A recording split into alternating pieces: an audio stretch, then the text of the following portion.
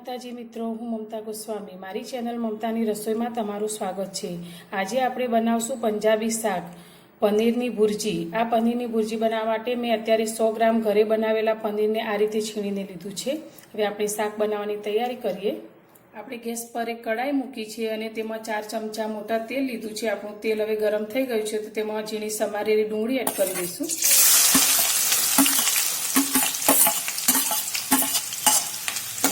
आ डूंगળી आछा गुलाबी रंगनी थाय त्यां सुधी तेने आ रीते सातळीशुं। आपणे गैसने वधारे ज राखीशुं एटले आपणी डूंगળી जल्दी सतळाई जाय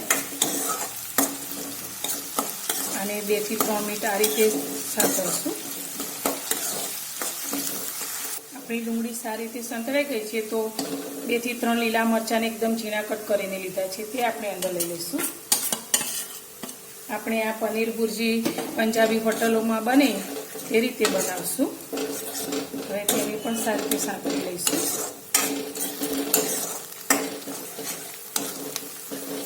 आपणी डूंगળી अने मरचा सारी रीते संतळाई गया छे तो मैं अत्यारे एक मोटुं टामेटुं आ रीते झीणुं कट करीने लीधुं छे ते आपणे अंदर लई लईशुं। આપણું ટામેટું एकदम सरस सॉफ्ट न थाय त्यां सुधी तेने आपणे सातळीशुं। આપણું ટામેટું જલ્દી સોફ્ટ થાય તેના માટે અત્યારે થોડુંક ગ્રેવીના ભાગનું આપણે મીઠું એડ કરી દઈશું। અત્યારે મેં અડધી ચમચી જેટલું મીઠું લીધું છે। આપણે બધા શાકનું મીઠું અત્યારે જ લઈ લીધું છે। બધું બરાબર મિક્સ કરી અને આપણે આને 2 થી 3 મિનિટ સાતળીશું।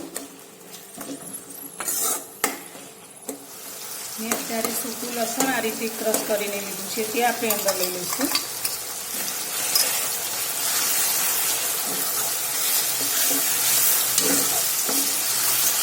બધું જ આ રીતે સારી રીતે સાંતળશું જ્યાં સુધી આપણા ટામેટા એકદમ સરસ સોફ્ટ ન થાય ત્યાં સુધી।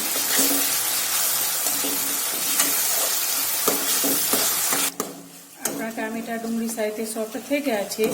હોટલોમાં જ્યારે આ શાક બનતું હોય છે ત્યારે તેની ગ્રેવીને ઘટ કરવા માટે બેસનનો ઉપયોગ થાય છે તો અત્યારે આપણે 2 ચમચી મોટી શેકેલું બેસન લીધું છે તે અંદર લઈ લઈશું જેનાથી આપણી ગ્રેવી સારી રીતે ઘટ થઈ જાય।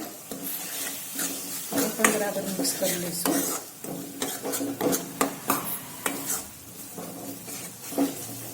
અત્યારે મેં 2 થી 3 ચમચી જેટલું દહીં લીધું છે તે પણ આપણે આની અંદર એડ કરી દઈશું જેથી આપણા શાકનો ટેસ્ટ એકદમ વધારે સારો આવે।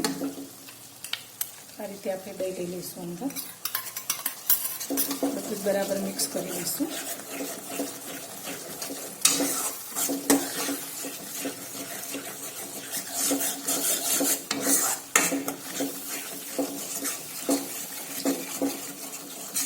આપણે આની અંદર મસાલા કરી લઈશું।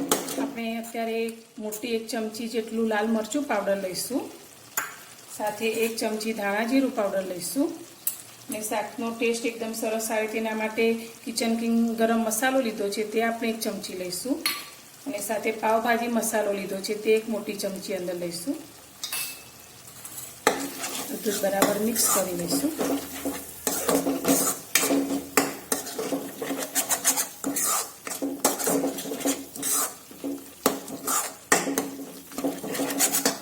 કસૂરી મેથી લીધી છે તે આપણે અંદર લઈશું। આનાથી પણ આપણા શાકનો ટેસ્ટ એકદમ સરસ આવે છે।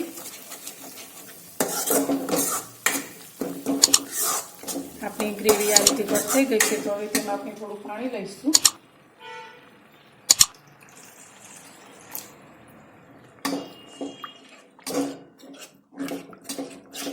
પાણી રેડી અને આને આપણે 2 મિનિટ માટે આ રીતે જ પકવશું।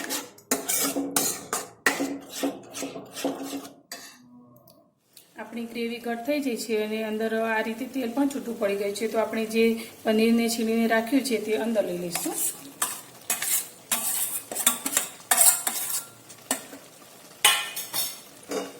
બધું બરાબર મિક્સ કરી દઈશું।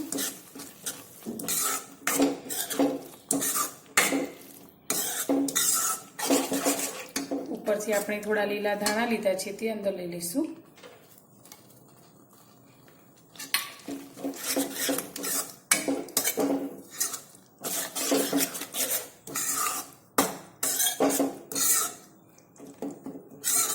2 મિનિટ માટે આપણે આને આ રીતે ધીમા ગેસ પર રાખશું. આપણું આ શાક તૈયાર થઈ ગયું છે, તો હવે તેને આપણે પ્લેટમાં લઈ લઈશું. તૈયાર છે આપણું પંજાબી હોટલોમાં બને તેવું પનીર ભુરજીનું શાક. આ મારી શાક બનાવવાની રીત તમને સારી લાગી હોય તો વિડીયોને લાઇક કરજો, શેર કરજો અને મારી ચેનલ પર નવા હો તો ચેનલને સબસ્ક્રાઇબ કરી આપેલા બેલ આઇકન પર પ્રેસ કરજો, જેથી આવનારા મારા નવા વિડીયોને તમે સૌથી પહેલાં જોઈ શકો.